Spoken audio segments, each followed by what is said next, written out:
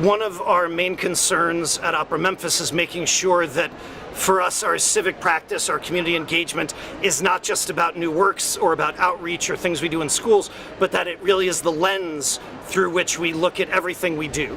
So when we do Traviata, we are not only doing a great masterwork and a great human story, we are also looking at ways to address human trafficking, looking at ways to address, in this particular case, race in Memphis. Our Violetta was African American, and so we had, though we said it in period, what we had was a woman of color who had a bunch of white men fighting over ownership of her body to the point where eventually she died of it. She sacrificed herself to it. That is something that is very relevant to the discussion that is happening in Memphis right now. It's one of the reasons that piece was attractive.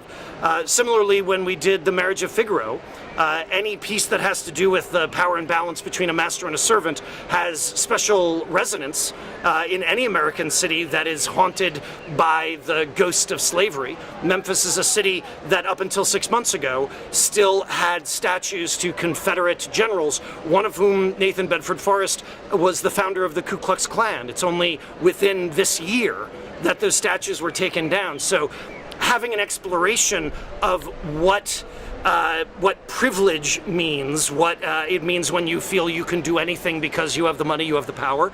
That was a very relevant conversation to have.